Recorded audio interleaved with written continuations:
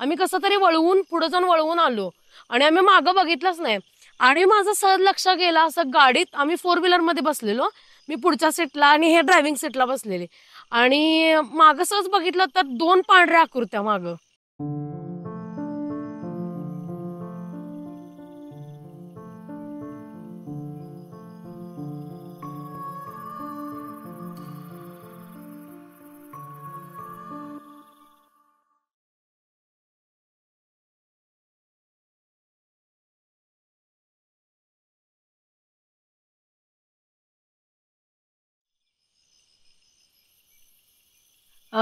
आमचं 3 जानेवारी 2020 मध्ये लग्न झालं. आणि त्याच्यानंतर मार्च मध्ये 6 मार्चच्या दरम्यान त्याच्या पुढं होळी पौर्णिमा होती. आणि आम्ही दोघं फिरायसाठी म्हणून गोव्याला गेलेलो. आणि ह्यांची एक बहीण होती, ती एका बीचला थांबलेली. तिने सांगितलं की तुम्ही तिथं या म्हणून. मग आम्ही बोललो ठीक आहे, आम्ही येतो तिथं. आणि आमच्या इथून काहीतरी तो अडीच 3 तासाचा रस्ता होता आम्ही जिथं राहिलेलो तिथून. आणि आम्ही गेलो गेलो दुपारी. आणि तिथून आम्ही 8:30 पावणे 9ला बाहेर पडलो. आणि आम्हाला यायला वाटेतून येत होतो आणि रस्ता पूर्ण सुनसान होता. त्यामुळं म्हणजे असं आणि नवीन जागा होती. आणि आम्ही येत होतो, येताना वाटेत एका माणसानं मला हात केला आणि हे म्हणले की नको थांबायला, आपण आपण पुढे जाऊया, कारण अनोळखी जागा आहे म्हणून पुढे जाऊया. पुढे गेल्यानंतर तोच माणूस परत हात करत होता.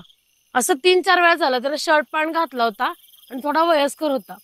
आणि त्याच्यानंतर आम्ही मॅप लावलेला तिकडे जायसाठी, कारण आम्हाला जागा माहित नव्हती म्हणून आम्ही मॅप लावलेला. तर गुगल मॅपने एकदम हे चेंजच केलं डायरेक्शन. आणि आम्ही अशा ठिकाणी गेलो की इथं मध्ये असं बांध असल्यासारखं होतं आणि कडेला नारळाची झाडं होती आणि एका बाजूला घरं होती आणि त्या रस्त्यावर आम्हाला जायचं होतं. आणि आम्ही गाडीनं चालत पुढं चालायला लागलो. आणि अचानक कुठनं एक माणूस आला सायकलवरून कुठला तरी माणूस आला.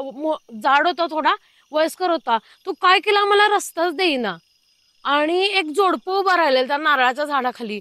आणि आम्हाला सारखं तेच दिसायला लागलं. थोड्या वेळ गेलं की परत तेच जोडपं, म्हणजे पुढच्या झाडावर गेलं की तेच जोडपं. आणि तो सायकलवाला माणूस काय केला, हटेच ना सायकल असून सुद्धा. आणि त्यांना असं एवढं गोव्याचे म्हणजे थंडीचे दिवस होते थोडे, तरी पण त्यांना असं हाफ सँडो सारखा बनेन असतो तो घातलेला. आणि आम्हाला काय वाटलं नाही म्हणून आम्ही पुढं गेलो. पुढे गेल्यानंतर ना एक बंगला होता असा पडका असा.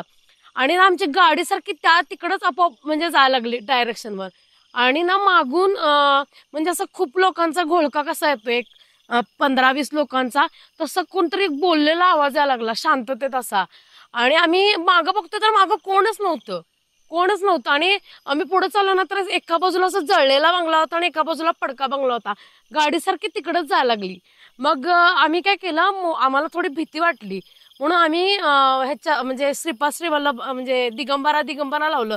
तसं लावलं ना, तशी गाडी आपोआप उलटी आली आणि परत रस्त्याला लागली. आम्ही तिथून कसं तरी करून बाहेर पडलो त्या रस्त्यानं, कारण वळवायला इकडे जागाच नव्हती, पाणी होतं इकडं.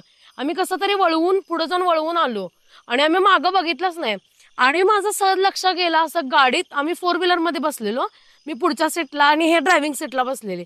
आणि मागं सहज बघितलं तर दोन पांढऱ्या आकृत्या मागं गाडीत, दोन पांढऱ्या आकृत्या बसलेल्या.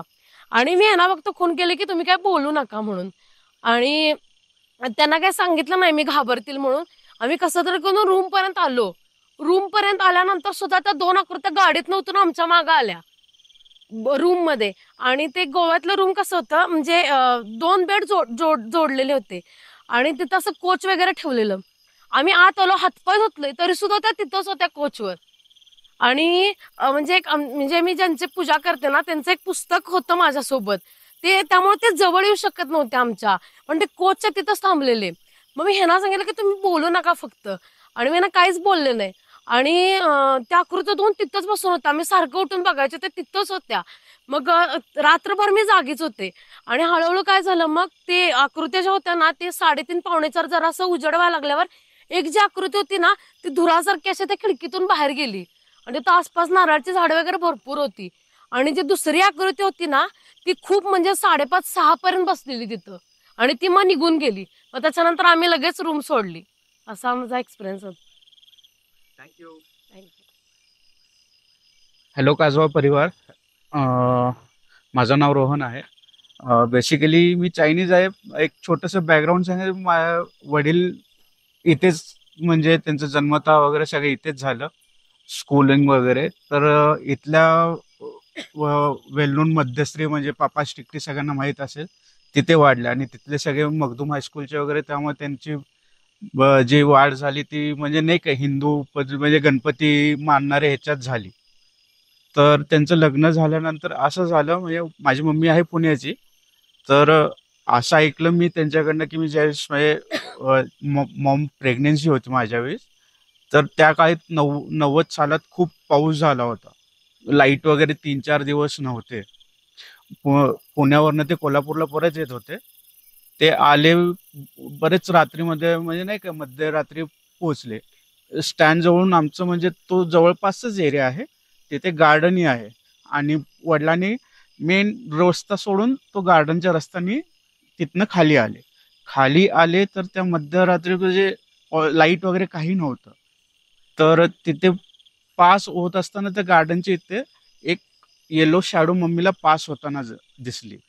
आणि ते जसे घरी आले, मम्मी थोडं नाही का विचित्र वागायला लागली. तर मग घरी आल्यानंतर पप्पांना कळालं की काहीतरी हे झालं.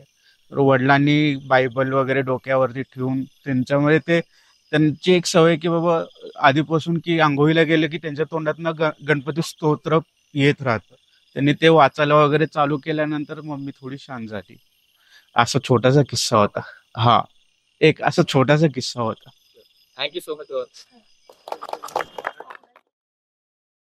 मित्रांनो, आपल्या काजवा युट्यूब चॅनेलवर दर शनिवारी रात्री 11:30 वाजता भूतांचे किस्से नावाचं लाईव्ह सेशन असतं, ज्यामध्ये देशाविदेशातून अनेक लोक जॉईन होत स्वतः जवळ असलेले एकापेक्षा एक भयानक किस्से आपल्यासोबत शेअर करत असतात. वर्णन केलंय ना, अक्षरशः अंगावर काटा आणतं. वेळ अशीच बसून असते कोपऱ्यात, एकतर कोपऱ्यात बसून असतो खाली, आणि माझे डोळे आता गोव्यामध्ये काय आहे की नारळ बिळाची खूप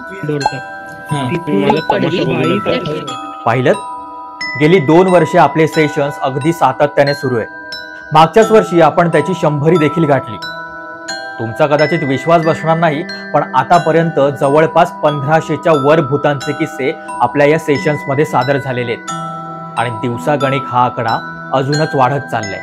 तुमच्याकडे देखील असे भूतांचे किस्से असतील तर वाट कसली बघताय? भेटूया येत्या शनिवारी रात्री 11:30 वाजता फक्त काजवा युट्यूब चॅनलवर.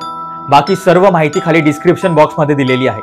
आमच्या व्हॉट्सअप चॅनलला देखील जरूर फॉलो करा. आणि हो, व्हिडिओ आवडल्यास प्लीज लाईक करा. आणि चॅनलवर नवीन असाल तर चॅनल सबस्क्राईब करायला विसरू नका. धन्यवाद.